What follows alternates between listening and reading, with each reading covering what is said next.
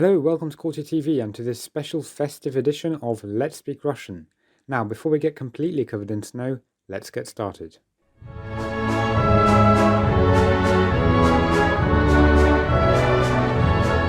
So let's remind ourselves, what lesson is this? Right, let's use a spade, let's get rid of this snow, here we go. There we go. This is lesson 35 of our online program, Let's Speak Russian, and it's another vocabulary boost. However, since New Year is literally round the corner, and this is a very festive time of the year both here and in Russia, it makes sense to make this lesson New Year themed. Now, you might have noticed already that I haven't yet mentioned Christmas, and in this first part of the video I'll explain why. We haven't actually done these culture insights for quite a while, so I'd like to take this opportunity to describe to you how New Year is celebrated in Russia. First of all, Новый год is how you say New Year. Christmas will be Рождество. Рождество. Now, actually, Christmas in Russia has a slightly different meaning, and it's not really celebrated the same way as it is here. It is actually a religious celebration where people go to church, and this takes place not on the 25th of December, but actually on the 7th of January. And this is to do with the fact that the Russian Orthodox Church uses the Julian calendar rather than the Gregorian calendar. And these two systems of dates have a difference of 13 days. And I believe this is also somehow related to the 12 days of Christmas, but I'm not sure.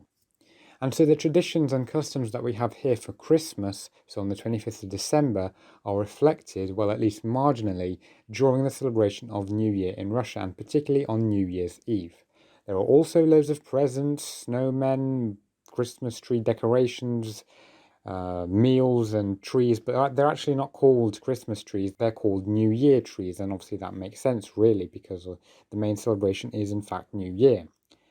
In fact, every Russian city has at least one of these trees standing somewhere in the center of the city, usually somewhere on the main square, but their size is incredibly large. And here's one in Moscow, for example, that is on the main red square. Now, during this time of year, there are also many markets where you can buy and taste very traditional foods that are generally served at the table on New Year's Eve in Russia. And of course, like in any other city around the world, there is a firework display and a countdown towards the new year. Also, I have to mention that there are some very particular and popular Soviet films that you can watch on TV on the 31st of December, including this classic Irony of Fate, which is one of my favorites, and this is definitely a topic for an episode, and I'll do one in the future for sure. And of course there are many other ones as well, and I strongly recommend that you watch these whenever we get to that level, of course. And that is, by the way, very, very soon. So if you have any questions regarding the traditions in Russia during this season, please ask in the comments below. I will definitely answer you. Now let's move on to the vocab for today's lesson, and as you've probably guessed already, it's all related to winter and winter celebrations. So, here's our first word, which is zima. Zima, which quite simply means winter. It's the season, the name of the season, winter. It's a feminine noun and our stress is on the end, zima. What about this word? Yolka. Yolka. Another feminine noun and it means a fir tree. It's a fir tree. Now when we use the word yolka at this time of the year, we generally refer obviously to a Christmas tree, or as you know in Russia we say New Year tree. And here is one in St. Petersburg, for example, and I'm sure you can recognize this photo. You should know it very well by now, if you've been watching our lessons, that is, of course. And here's another Christmas tree, or New Year tree, should I say, in the small village that I visited last year. Okay, now this person is very, very important, especially for children. It is Ded Moroz. Ded Moroz, which literally translates as Grandfather Frost. Very cute, isn't it? It actually means Father Christmas, as you know, or Santa. And obviously it's masculine, well, it's a proper noun really. And he looks something like this. In every Russian story, in every Russian cartoon or whatever, Father Christmas or Grandfather Frost, Ded Moroz, will look slightly differently, but generally he looks like this. Sometimes or quite often you'll find him actually with a blue or a light blue fur coat, but a red one is also very common. Here's the next word, подарок. Подарок. And this means a present. Yes, many people exchange presents for Christmas and for New Year. Подарок. Then we have this word, снеговик. Снеговик. And on its own, снег, the first four letters, means snow. Okay? Снеговик as a whole is actually a snowman. Now, you might come across a few Russians this year and you may want to wish Happy New Year to them or Merry Christmas, and you would do that like this. С Рождеством. С Рождеством means Merry Christmas, and people generally say that obviously on the 7th of January. С Рождеством. You will also hear phrases like С Новым годом. С Новым годом. Or something that is more appropriate at the moment, С наступающим Новым годом.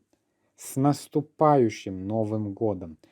This word here, наступающий, which is a bit of a mouthful, actually means arriving or in the process of coming, or it's on its way. Basically, people tend to say this in the last week of December when New Year is approaching, it's on its way, and people tend to say this instead of just Happy New Year because the New Year isn't here yet. So you'll hear this phrase as well. And you can see at the start we're adding the letter s, which is a preposition which literally means with, but it is used with all sorts of congratulations, celebrations, and things like that. Whenever we have a event or a festival, whatever, we will tend to put s at the start. And what happens with the word or the name of the festival after that, it actually gets declined in a particular case. So what we're seeing here, Рождеством instead of Рождество, which we saw at the start, and Новым годом instead of Новый год, is we have a declension going on here.